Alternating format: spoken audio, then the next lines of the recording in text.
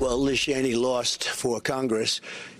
She was terrible. Liz Cheney is a stupid war hawk. All she wants to do is shoot missiles at people. I really think it hurts. I think, frankly, if Kamala, I think they hurt each other. I think they're so bad, both of them. Stupid. That's what he said. Stupid. Did you say, what did you say about Taylor Swift? I hate Taylor Swift. I hate all capital letters. I hate Taylor Swift. He's like a third grader out on the campaign. It's really unbelievable. So Susan Page, very strong here. I have never voted for a Democrat, but this year I am voting for Kamala Harris. And, you know, Liz Cheney has good company. Her father, Vice President Dick Cheney. You have Mike Pence, who's not voting for Donald Trump. Alberto Gonzales, Ken Edelman, Donald Trump's own Secretary of Defense, his own Secretary of States, his own national security advisors. The list goes on and on. Hundreds of Republicans who worked in 43 and 41's administrations, who worked in Ronald Reagan's administrations, and who worked in Donald Trump's administrations, all not voting for the Republican nominee. That is, talking about damning, that's about as damning as it gets. Well, talk about courage. We shouldn't forget what Liz Cheney gave up for her break with Donald Trump. There was a time when we thought she might be a future Speaker of the House, and now she couldn't even win re-election in one of the most Republican states in the country. The thing that strikes me, Joe, about the list of Republicans you just named, none of them are in office now. Tell me the Republicans in office now who are willing to stand up to Donald Trump. Some of them endorse Trump. Some of them just keep their mouths shut. But the list, I'm struggling to think of a single ranking Republican who has stood up to Trump. But Liz Cheney did. And now she's at a Democratic rally. She's being cheered. Mike Pence is being cheered. I mean, it's really quite a remarkable turn of events. But this did not come free for Liz Cheney.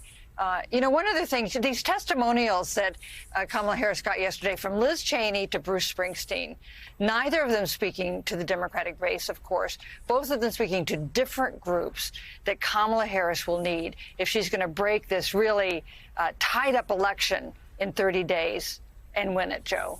What Mike Schmidt, a lot of the concern Bruce Springsteen talked about, and so many others have talked about how Donald Trump just doesn't respect the rule of law. You've had an absolutely fascinating series that you're working on, talking about what Donald Trump's second term might look like.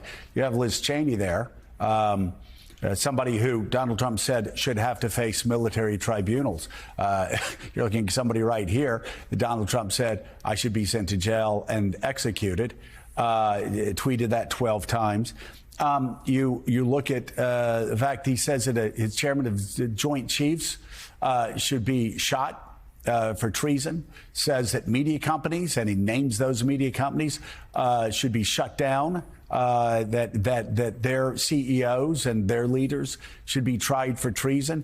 You can go down the list, and when you bring this up to people, they go, oh, he's just joking. Oh, he could never do that. But as your piece points out, he could do that. And he tried to do that. You know, because at one point they made this argument, oh, well, look, Joe Biden's going after me, which is a lie. But I didn't go after Hillary Clinton. But he did, time and time again. And he got angry at multiple attorney generals when they came back and said, she didn't commit a crime. We have nothing against her. He was trying. And the thing I said before the election, I'm sorry, I get so much to say on this because it's so shocking that people don't seem to give a damn that are still voting for him. 2 weeks before the 2020 election, he was pressuring Attorney General Barr to arrest Joe Biden and Joe Biden's family 2 weeks before the election, something that you would hear about in Belarus. I think this is the most important issue because it's not just like that this is something that people shouldn't do and is something that has a long-standing the reason why this issue is so important is that it erodes the public's faith in the government. So if you think that the federal government is not prosecuting cases based on the rules and the facts, and instead, on the whims of a politician, people start to say, well, am I going to speak out? Am I going to say anything? It has a real chilling effect on a lot of the things that are supposed to make this country great. A lot of people are quietly talking about fearing, and their lawyers are suggesting they leave the country because he's targeting them and has announced that he will be targeting them if he wins. We've done a bunch of different large pieces on this. We have documented numbers-wise how he tried to do this when he was president. When we went back and looked at what he wanted done and what actually happened, a lot more of it lined up than we ever thought it was going to be. There are 10 instances in which he wanted investigations done or actions taken by the Justice Department in which the Justice Department went as far as they could until they basically ran up to the judicial branch.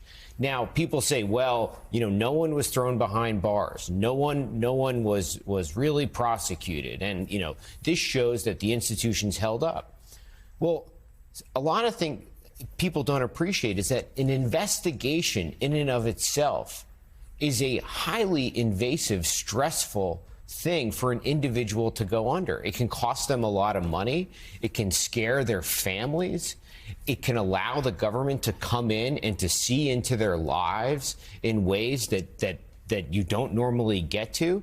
So even if there are not prosecutions, even if there are not people that are put before military tribunals or in prisons, that doesn't stop just the simple existence of an investigation that can ruin someone's life. Well, and they have promised, Jonathan, that this next term, the Trump second term, they will have people there who will execute every one of Trump's orders and demands. And they have promised that Bannon and Kash Patel just looked at the camera and said they were coming after us. Yep. They have promised we will not miss next time. Right. We will find our targets and we will throw them in jail. And that includes Morning Joe. And you're right, this time around, it's worth underscoring, there won't be guardrails. There won't be the Don McGahns or John Kellys in the world who try to stop Trump. He's pledged this time will just be loyalists. And